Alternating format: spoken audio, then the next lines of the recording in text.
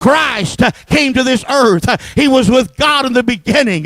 But thank God he created the sun, the moon, and so on and so forth. And the Bible said Jesus thought it not robbery to be equal with God.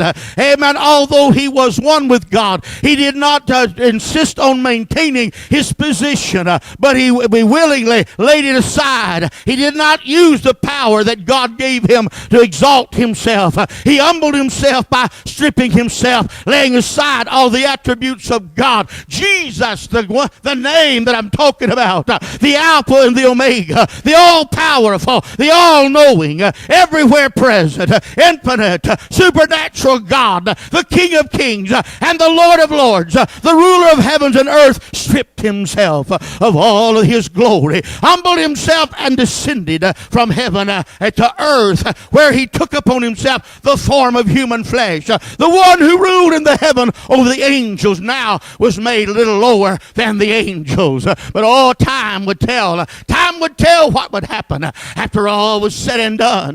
The Bible said, and Paul wrote, and I read to you this morning, how that God hath highly exalted him. Yes, Jesus did die on the cross. Yes, he met Satan head on. But thank God, the ultimate story is he's still the ruler. He's still the King of Kings. He went down to the heart of the earth, took the keys of death, hell, and grave from the enemy, came back up, led captivity captive, gave gifts unto men. He's ruling now in the heavens. He's ruling inside of you and I. We are the tabernacle of God. His presence lives and resides with you and I, and that all-powerful Christ, that all-knowing God, amen, that everlasting God rules with you and I and makes us overcomers in this life.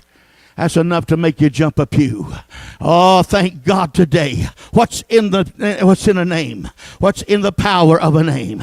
Amen. He did not cease from being God, but while he was on earth, he didn't use any of the divine abilities from possessing an unlimited superpower. He was born a man. While he was on the earth, he was subject to limitations of human nature, and the Word was made flesh, dwelt among us. He was made like unto his brethren.